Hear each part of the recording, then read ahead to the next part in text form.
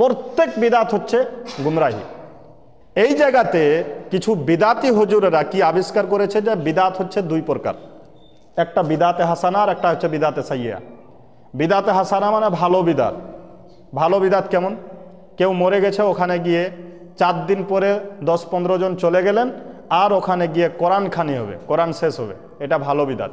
40 দিনের পরে একটা জালসা হবে, সেখানে ফাতিহা করা হবে, এটা ভালো বিদাত। ইসলামে ভালো বিদাত খারাপ বিদাত বলতে কিছুই নেই, সমস্তটাই বিদাত। যেটা আল্লাহর রসুল তার নিজের জীবন দশায় সাহাবায়ে কেরামদেরকে শিখায়নি, সেটাই হচ্ছে যে বিদাত। আপনার সেটা যতই ভালো লাগুক না কেন। এই যে সাবে বারাতে যারা রোজা রাখছে, রাত জাগছে, তারপরে হালুয়া করছে, ইত্যাদি করছে, তো এটা একটা ভালো না? রোজা রাখা ভালো তো, তারপরে রাত্রে ইবাদত করা ভালো তো, হালুয়া করে মানুষকে দেওয়া ভালো তো। তবে এটা বেদাত কেন? এই জন্য যে এটা একদিন খাস করে করা হচ্ছে। 2, আল্লাহ রসুল সাল্লাল্লাহু আলাইহি ওয়াসাল্লাম এইভাবে শিখায়নি, এই জন্যই এটা বেদাত। ইন্নাল হামদালিল্লাহি ওয়াহদা ওয়াসসালাতু ওয়াসসালামু আলা মান লা নাবিয়্যা বা'দা, আম্মা বাদ, ফাউযু বিল্লাহি মিনাশ শাইতানির রাজীম, বিসমিল্লাহির রহমানির রহিম। ওয়া মা খালাকতুল জিন্না ওয়াল ইনসা ইল্লা লিয়া'বুদুন। আন উম্মে সালমাতা রাদিয়াল্লাহু তাআলা আনহা মা রাআইতুন নাবিয়্যা সাল্লাল্লাহু আলাইহি ওয়াসাল্লামা শাহরাইনি মুতাতাবিয়াইনি ইল্লা শাবানা ওয়া রমাদান, রাওয়াহু তিরমিজি। প্রশংসা আল্লাহ রাব্বুল আলামিনের, যে মহান আল্লাহ রাব্বুল আলামিন আমাদেরকে এই সাপ্তাহিক দার্সে বসার তৌফিক এনায়েত করেছেন, সেজন্য সকলে বলি আলহামদুলিল্লাহ। পরক্ষণে বিশ্ব মানবতার মুক্তির দূত, নবিকুলের শিরোমণি, বিপ্লবী জননেতা জনাবে মুহাম্মদুর রাসূলুল্লাহ সাল্লাল্লাহু আলাইহি ওয়াসাল্লামের প্রতি অসংখ্য দরুদ ও সালাম শান্তির ধারা অবতীর্ণ হোক। আল্লাহুম্মা সাল্লি আলাইহি, আল্লাহুম্মা বারিক আলাইহি। আমরা যে মাসের মধ্যে পদার্পণ করেছি, এটা হচ্ছে আরবি মাস অনুযায়ী 8তম মাস, 8 নম্বর মাস হচ্ছে এটা। এরপরেই আমাদের কাছে চলে আসবে মাহে রমজান। আমরা শাবান মাসের আজকে 13 তারিখে পদার্পণ করলাম। শাবান মাসের গুরুত্ব, তার মাহাত্ম্য, তার ফজিলত কি, এই সম্পর্কে আজকে কিছু আলোচনা হবে। ওয়া মা তাওফীক ইল্লা বিল্লাহ। শাবান মাস হচ্ছে এমন মাস, যেই মাসে আল্লাহর নবী সাল্লাল্লাহু আলাইহি ওয়াসাল্লাম সারা বছরের মধ্যে সব থেকে বেশি যে মাসে রোজা রাখতেন, সেই মাস হচ্ছে এই শাবান মাস। রমজান মাসের পরে সব থেকে বেশি যে মাসে রোজা রাখতেন, মূল্যায়ন করতেন, এটা হচ্ছে এই শাবান মাস। সাহাবায়ে কেরামরা যায়েদ ইবনে ওসামা, যায়েদের বেটা হচ্ছে ওসামা, যায়েদ হচ্ছেন আল্লাহ রসুল সাল্লাল্লাহু আলাইহি ওয়াসাল্লামের একজন গুলাম, তার বেটা ওসামা, তিনি বর্ণনা করছেন যে আল্লাহ রসুল সাল্লাল্লাহু আলাইহি ওয়াসাল্লামকে এই সম্পর্কে জিজ্ঞাসা করা হলো যে আল্লাহ রসুল, আপনি অন্যান্য মাসে এত পরিমাণে রোজা রাখেন না, কিন্তু এই মাস এলেই আপনি এত পরিমাণে রোজা রাখেন কেন? এই শাবান মাস যখনই প্রবেশ করলো, আপনি এত পরিমাণে রোজা রাখেন কেন? নবীজি সাল্লাল্লাহু আলাইহি ওয়াসাল্লাম বলেছিলেন যে এই মাস হচ্ছে রজব এবং রমজানের মধ্য একটা মাস, আর এই মাসে মানুষ সাধারণত ইবাদত থেকে গাফিল হয়ে থাকে। এই জন্যই আমি ইবাদতে মশগুল হওয়ার জন্য এই মাসে রোজা রাখি, বেশি বেশি করে রোজা রাখি।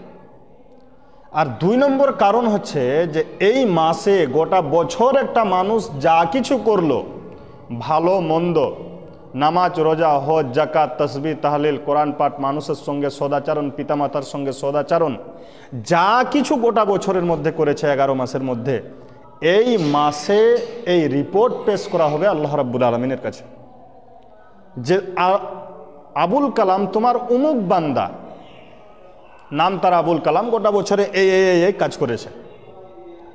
আসমা তোমার উমুক বান্দি, গোটা বছরে এই কাজ করেছে। এই যে পেশ করা হলো। তো আল্লাহ রাব্বুল আলামিন এই মাসে কোনো এক দিন এটা রিপোর্টটাকে আল্লাহর কাছে পেশ করা হয় এবং নবীজি সাল্লাল্লাহু আলাইহি ওয়াসাল্লাম বলতেন যে আমি আশাবাদী, আমার ইচ্ছা যে আমার আমলটা যখন আল্লাহর কাছে পেশ করা হবে তখন যেন আমি রোজাদার থাকি, আমি যেন সাইম অবস্থায় থাকি, এই জন্যই আমি রোজা রাখি। এখানে একটা লক্ষণীয় বিষয় যে আল্লাহর নবী নিজে জানতে পারলেন না যে শাবান মাসের কোন তারিখে কোন ডেটে আল্লাহ রাব্বুল আলামিনের কাছে রিপোর্ট পেশ করা হবে।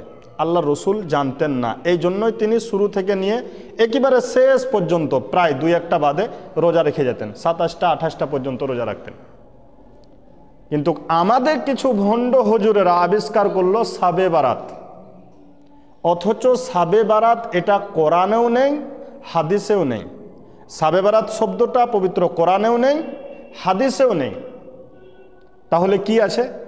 এই সম্পর্কে যেগুলো হাদিস আছে, যেরকম বাইহাকিতে একটা হাদিস আছে, ইবনে হিব্বানও হাদিসটা এসেছে, আল্লাহ রসুল সাল্লাল্লাহু আলাইহি ওয়াসাল্লাম সেখানে বলেছেন যে লাইলাতাম নিসফি মিন শাবান, শাবান মাসের অর্ধেক অর্থাৎ 15 তারিখ। কিন্তু শাবে বারাত নামে কোনো তথ্য, কোনো হাদিসে কোনো শব্দ পাওয়া যায় না, এবং শাবে বারাতে বিশেষ কোনো আমল করতে হবে এরকমও কোনো তথ্য পাওয়া যায় না।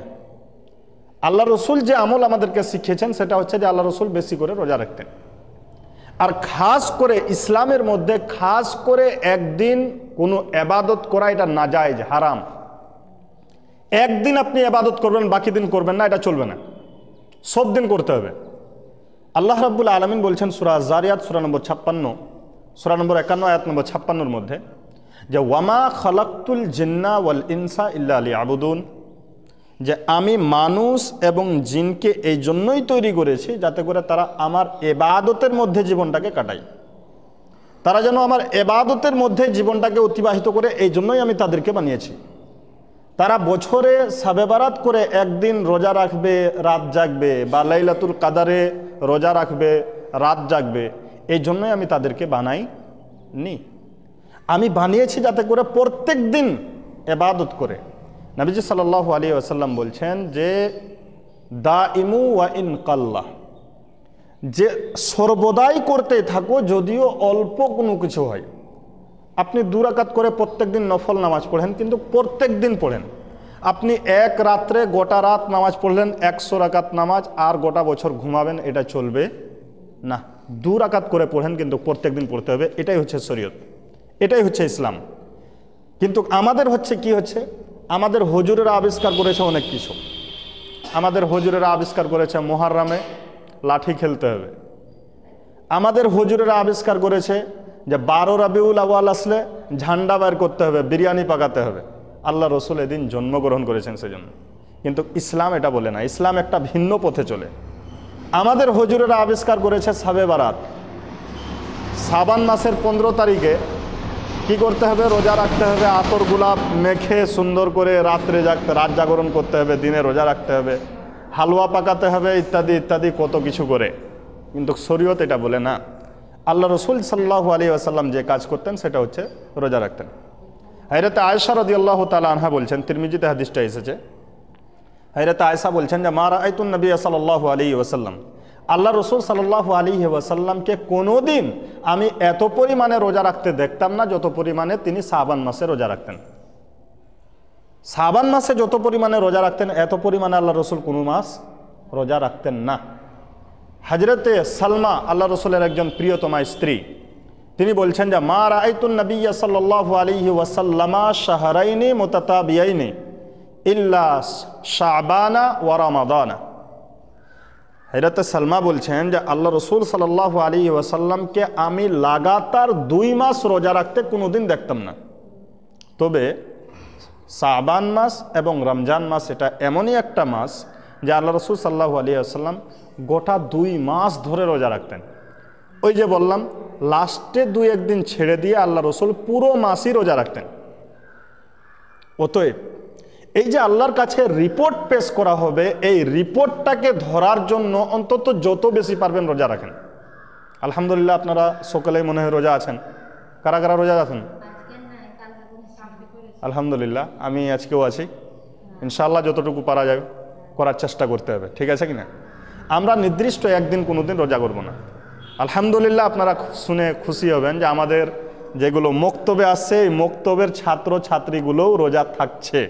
আমি খুবই আনন্দিত হয়েছি এবং আমি তাদেরকে উদ্বুদ্ধ করেছি যে তারা যেন রোজা রাখে। আমরা একদিন ইবাদত করব না, আমরা কন্টিনিউ করব, যেটা করব কন্টিনিউ করব।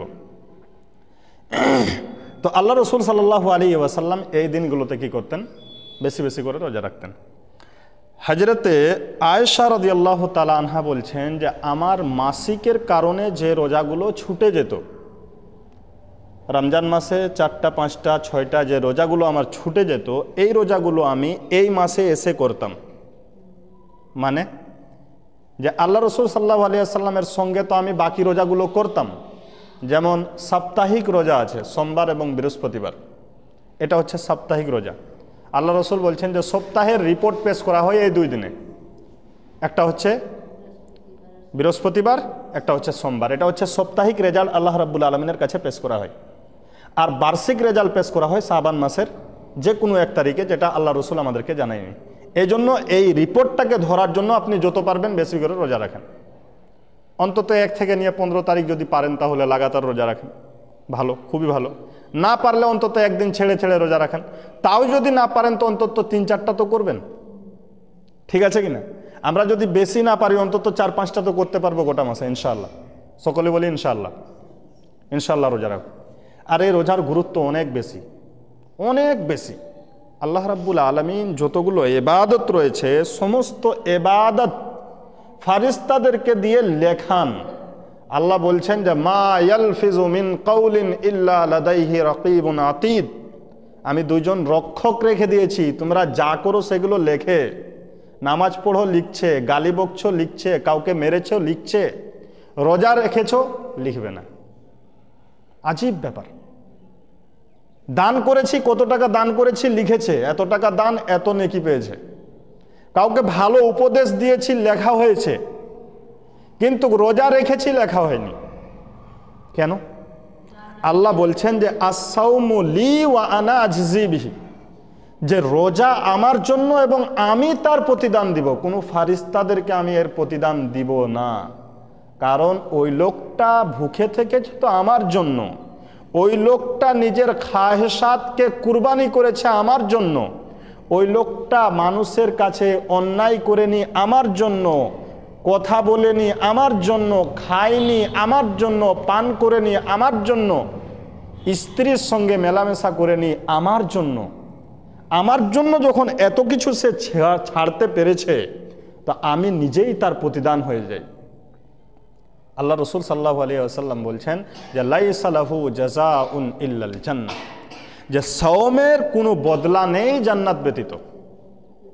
আস-সাওমু লি ওয়া আনা আজজি বিহি, আমি হচ্ছি তার বদলা। আল্লাহ রসুল অন্যত্রে বলছেন যে সাওমের বদলা কিছুই নেই জান্নাত ব্যতীত। মানে যে ব্যক্তি সাওম রাখবে সে জান্নাত পাবেই, ইনশাআল্লাহ পাবে। জান্নাতের মধ্যে একটা স্পেশাল গেট আছে, জান্নাতের মধ্যে একটা স্পেশাল গেট আছে।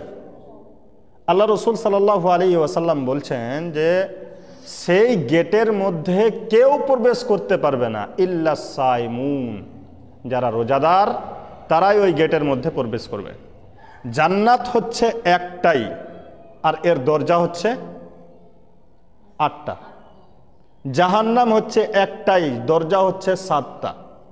আমাদের অনেকের ধারণা যে জান্নাত মনে হয় 7টা জান্নাত রয়েছে, নয়। জান্নাতের ক্যাটাগরি রয়েছে, একটাই জান্নাতে বিভিন্ন ক্যাটাগরি রয়েছে। যেমন এই যে আমরা 2তলাতে বসে আছি, এই 2তলাতে যে ফ্যাসিলিটিগুলো আছে প্রথম তলাতে সেই ফ্যাসিলিটিগুলো নেই। আবার যদি আপনি 3তলাতে চলে যান তাহলে ওখানে যে ফ্যাসিলিটিগুলো আছে এই 2তলাতে সেই ফ্যাসিলিটিগুলো নেই। তো ঠিক একইভাবে জান্নাতের বিভিন্ন স্তর রয়েছে, যে যেভাবে কাজ করে যাবে পৃথিবীতে তার জন্য সেই ক্যাটাগরির জান্নাত হবে। যে শুধু নামাজ রোজা হজ যাকাত করেছে তার জন্য আলাদা জান্নাত থাকবে। যে নিজেকে ইসলামের জন্য বিলীন করে দিয়েছে, যুদ্ধ করেছে, জেহাদ করেছে, তার জন্য আলাদা হবে। যে রোজা রেখেছে তার জন্য একটা স্পেশাল জান্নাতের গেট হবে, যার নাম হচ্ছে রায়্যান। এই রায়্যান গেটে কেউ দাখিল হবে না, কেউ প্রবেশ করবে না, একমাত্র শুধুমাত্র কেবলমাত্র যে প্রবেশ করবে সে হচ্ছে রোজাদার ব্যক্তি। এই ব্যক্তিরাই এখানে প্রবেশ করবে। তো যে কথা আমরা বলছিলাম যে আমাদেরকে এবাদত করতে হবে কন্টিনিউ, কোনো একটা দিনকে ধরে এবাদত করা জায়েজ নয়। আল্লাহ রাব্বুল আলামিন বলছেন সূরা হিজর সূরা নম্বর 15 আয়াত নম্বর 98 এবং 99 এর মধ্যে যে ফাসাব্বিহ বিহামদি রাব্বিকা ওয়া আকুম মিনাস সাজিদিন ওয়া'বুদ রাব্বাকা হাত্তা ইয়াতিয়াকাল ইয়াকিন। আল্লাহ রাব্বুল আলামিন বলছেন যে হে মুহাম্মদ, ফাসাব্বিহ, আপনি আল্লাহর পবিত্রতা ঘোষণা করুন, ওয়া আকুম মিনাস সাজিদিন, এবং সিজদাকারীদের অন্তর্ভুক্ত হয়ে যান, আপনি একজন নামাজি হয়ে যান।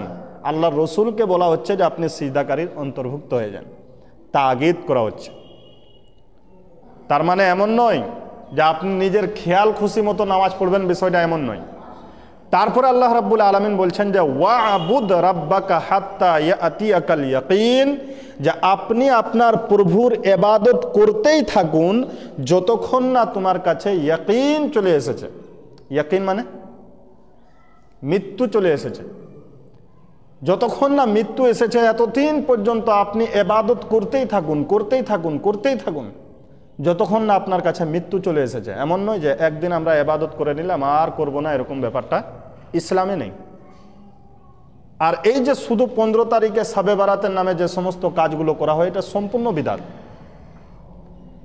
শবে বারাতের নামে যতগুলো কাজ করা হয়, মোমবাতি জ্বালানো হয়, কবরস্থানে যাওয়া হয়, সেখানে আগরবাতি জ্বালানো হয়, তারপরে হালুয়া করা হয়, সেই দিন খাস করে রোজা রাখা হয়, সেই দিন রাত্রে জাগরণ করা হয়, একটাও শরীয়ত সম্মত নয়। সবটাই হচ্ছে বিদআত এবং এর পরিণাম হচ্ছে জাহান্নাম, এর পরিণাম হচ্ছে আগুন। হযরতে জাবির রাদিয়াল্লাহু তাআলা আনহু বলছেন যে আম্মা বাদ ফাইন্না খায়রাল হাদিসি কিতাবুল্লাহ ওয়া খায়রাল হাদি হাদি মুহাম্মাদিন সাল্লাল্লাহু আলাইহি ওয়াসাল্লাম ওয়া শাররাল উমুরি মুহদাসাতুহা ওয়া কুল্লু মুহদাসাতিন বিদআহ ওয়া কুল্লু বিদআতিন দালালা ওয়া কুল্লু দালালাতিন ফিন্নার। মিসকাতের মধ্যে 142 নম্বর হাদিস, কিতাবুল ঈমানে হাদিসটা এসেছে। হযরতে জাবির বলছেন যে আল্লাহ রাসূল প্রত্যেকটা খুতবার শুরুতে বলতেন আম্মা বাদ ফাইন্না খায়রাল হাদিসি কিতাবুল্লাহ, সব থেকে উত্তম, সব থেকে ভালো কিতাব হচ্ছে আল্লাহর কিতাব, ওয়া খায়রাল হাদি হাদি মুহাম্মাদিন সাল্লাল্লাহু আলাইহি ওয়াসাল্লাম, এবং সব থেকে উত্তম পথ, সব থেকে উত্তম নিদর্শন হচ্ছে মুহাম্মদ সাল্লাল্লাহু আলাইহি ওয়াসাল্লামের নিদর্শন। তারপর আল্লাহ রাসূল বলছেন যে ওয়া কুল্লু বিদআতিন দালালা, প্রত্যেক বিদআত হচ্ছে গুমরাহি। এই জায়গাতে কিছু বিদাতি হুজুরেরা কি আবিষ্কার করেছে যে বিদাত হচ্ছে দুই প্রকার, একটা বিদাতে হাসানা আর একটা হচ্ছে বিদাতে সাইয়্যা। বিদাতে হাসানা মানে ভালো বিদাত। ভালো বিদাত কেমন? কেউ মরে গেছে, ওখানে গিয়ে 4 দিন পরে 10-15 জন চলে গেলেন, আর ওখানে গিয়ে কোরআন খানি হবে, কোরআন শেষ হবে, এটা ভালো বিদাত।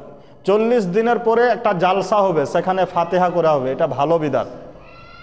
ইসলামে ভালো বিদাত খারাপ বিদাত বলতে কিছুই নেই, সমস্তটাই বিদাত। যেটা আল্লাহর রসুল তার নিজের জীবন দশায় সাহাবায়ে কেরামদেরকে শিখায়নি, সেটাই হচ্ছে যে বিদাত। আপনার সেটা যতই ভালো লাগুক না কেন। এই যে শবে বারাতে যারা রোজা রাখছে, রাত জাগছে, তারপরে হালুয়া করছে, ইত্যাদি করছে, তো এটা একটা ভালো না? রোজা রাখা ভালো তো, তারপরে রাত্রে ইবাদত করা ভালো তো, হালুয়া করে মানুষকে দেওয়া ভালো তো। তবে এটা বেদাত কেন? এই জন্য যে এটা একদিন খাস করে করা হচ্ছে। 2, আল্লাহ রসুল সাল্লাল্লাহু আলাইহি ওয়াসাল্লাম এইভাবে শিখায়নি, এই জন্যই এটা বেদাত। তো এই সমস্ত কাজ আমরা করব না। করব কি? যে আমরা লাগাতার রোজা রাখার চেষ্টা করব। এবার ওই দিনে রোজা রাখতে রাখতে যদি আমাদের ওই দিন চলে আসে, আমরা ওই দিনও রোজা রেখেছি, আমরা ওই দিনও আল্লাহর কাছে চাইব, আমরা ওই দিনও আল্লাহ রাব্বুল আলামিনের কাছে ক্ষমা চাইব, আল্লাহ রাব্বুল আলামিন ক্ষমা করবেন। তবে খাস করে একদিন যদি করি তাহলে ফের খবর আছে। এই রাতের বিধান যে শাবান মাসের 15 তারিখের ব্যাপারে যতগুলো হাদিস আসছে, মুহাদ্দিসিনে কেরামের নিকটে অধিকাংশ হাদিসই হচ্ছে জাইব বা মওজু, মানে মানুষের গড়া। তবে কিছু হাদিস যেগুলো আছে এগুলো কিছু সহি হাদিসও আছে এই ব্যাপারে। তার মধ্যে বাইহাকিতে একটা হাদিস এসেছে, আল্লাহ রাব্বুল আলামিনের নবী সাল্লাল্লাহু আলাইহি ওয়াসাল্লাম বলছেন যে আল্লাহ রাব্বুল আলামিন ইন্নাল্লাহ, নিশ্চয় আল্লাহ রাব্বুল আলামিন, ইয়াত্তালিউ, আল্লাহ রাব্বুল আলামিন নজর দেন আলা জামিল খালক, সমস্ত সৃষ্টির দিকে। আল্লাহ রাব্বুল আলামিন সমস্ত সৃষ্টির দিকে কি করেন? নজর দেন, রহমতের নজর দেন। আর সমস্ত সৃষ্টিকে তিনি মাফ করে দেন ইল্লা লিমুশরিকিন আও মুশাহিনিন।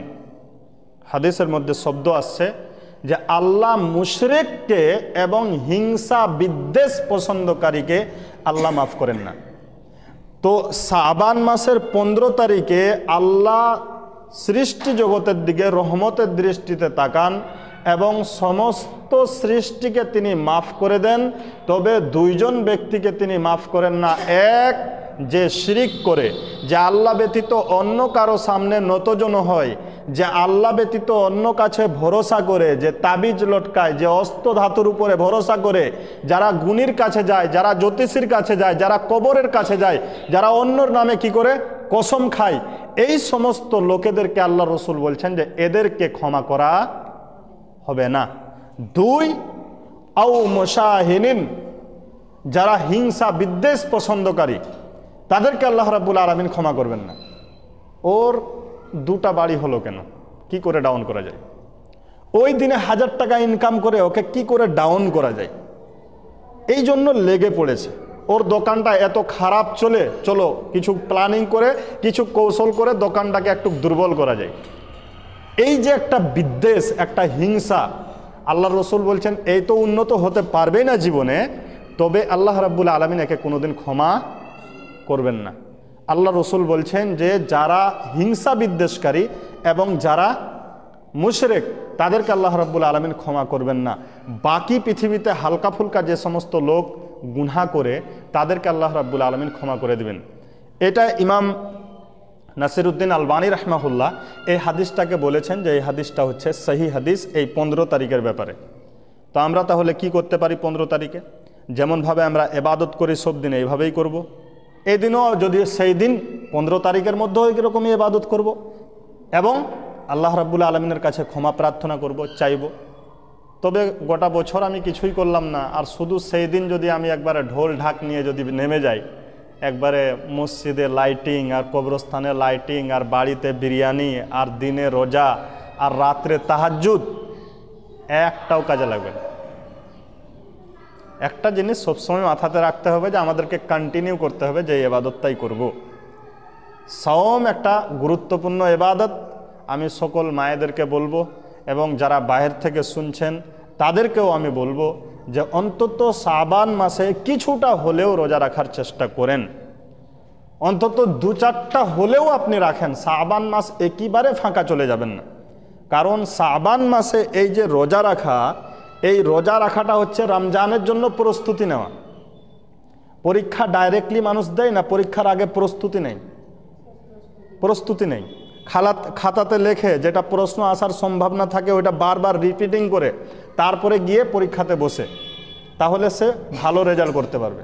তো ঠিক একইভাবে এই মাসে আল্লাহ রসুল সাল্লাল্লাহু আলাইহি ওয়াসাল্লাম যে রোজা রাখতেন, তো এটা হচ্ছে রমজানের জন্য প্রস্তুতি নেওয়া।